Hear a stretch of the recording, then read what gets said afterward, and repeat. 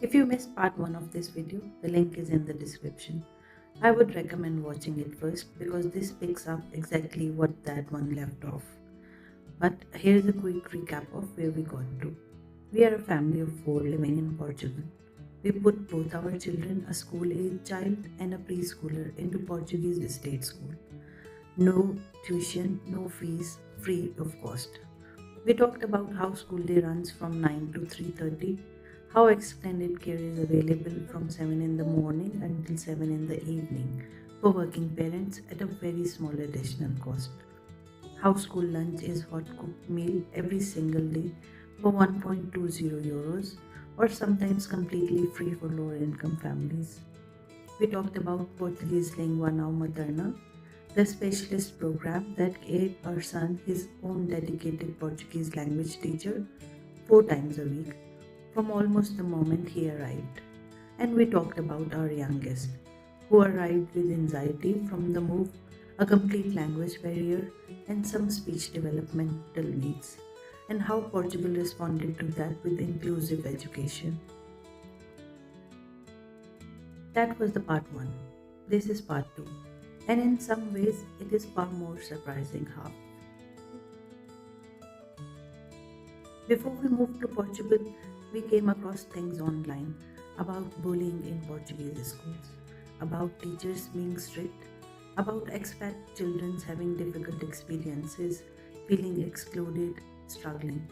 We read those things and we were worried, and we want to address that honestly because we think the context matters enormously and it is almost always missing from those accounts. The experiences that tend to be difficult in our understanding and from conversations with other expat families are mostly concentrated in larger city schools. Schools where class sizes are bigger, where resources are stretched further, where the pace is faster and the personal attention is harder to sustain. We have not been in those schools, so we cannot speak to them directly. What we can speak to with complete honesty and a lot of feeling is small town Portugal. We moved twice in our first year here.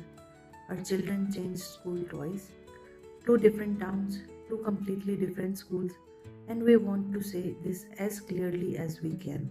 Both experiences were exceptional. Not etiquette, not fine, exceptional. The staff in both schools carried a warmth that did not feel professional or performed. It felt personal. Our children were not treated as foreign children to be accommodated. They were treated as children, full stop. Included in things before they could fully participate, remembered by name by people who only had known them for 2 weeks. The other children, and this is something we noticed very quickly in both schools, were curious rather than exclusive. In a small town school, there is a community quality to the environment that you feel immediately.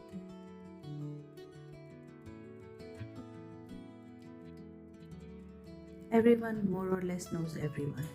A new child is interesting, not threatening. Our children were asked questions, shown things, included in the games. When a school has 200 children rather than 800, every child is actually visible. Every family is actually known. And that visibility, that sense of being seen rather than processed, makes a difference. That is very hard to quantify but very easy to feel. And then there is the thing that still catches us completely off guard every single time it happens. Once a month, every month without exception, the principal of our children's school sent us an email, not a school newsletter, not an automated attendance reminder, not a group communication to all parents, a personal email to us by name, asking how our children are settling in, whether they are happy, whether there is anything school could be doing differently or better for our family. We have had children in our school systems in Sweden and now in Portugal. We have been parents navigating education in 2 countries across several years. And we have never, not once, experienced anything like that from a school principal anywhere. It is a small gesture in one sense. It takes a few minutes to write, But what it communicates is something much larger. It says your family is not a number in our system. We know you are here, we know that transition is not nothing, and we are paying attention. If you are considering smaller town Portugal for your family, and the school question is what is holding you back, we hope this helps. Because this version of Portugal in two different towns with two different schools is one that takes your children seriously and takes your family seriously.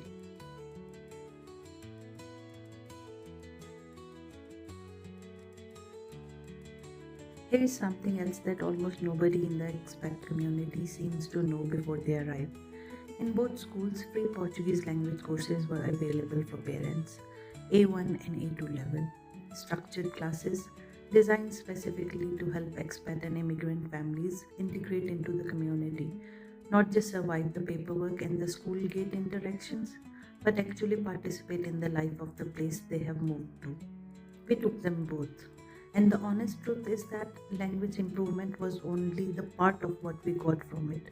The other part was sitting in the room with other parents who were navigating the same thing. That connection, the informal community that forms around a shared experience, was something we had not anticipated needing, and something we were genuinely glad to have found. These courses are not advertised loudly, so we are telling you now. When you enroll your children, ask. Ask specifically whether the school or the local council runs Portuguese language support for parents.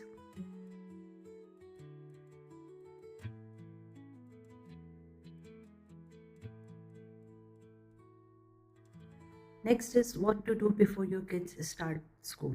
Let us get practical for a moment because there are things we wish someone had told us before our children's first day, and we want to make sure you have them all.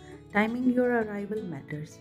If you can at all coordinate your move to arrive before September, do it. Starting in September means your children begin at the same time as everyone else. The friendships are not yet formed, the routines are not yet set. Walking in mid year means walking into a classroom where everything is already established and your child is the only variable. It is manageable, our children did it, but September is meaningfully easier, and we would choose it if we were doing this again. The school supply list is specific and it matters. Portuguese schools send home a detailed list of exactly what your child needs: particular notebooks, specific pens, colors, exact folders. Follow it precisely. It matters to the teachers and it helps your child feel prepared and the same as everyone else on that first morning. Budget roughly 80 to 120 euros per child at the start of school year. All school communications arrive in Portuguese, every letter, every app notification, every meeting invitation. Get a reliable translation app before you arrive and use it consistently from day one.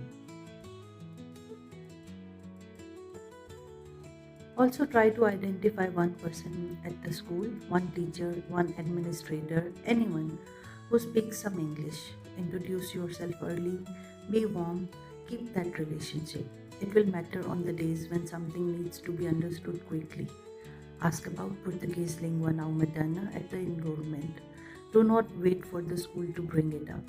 Ask directly and specifically.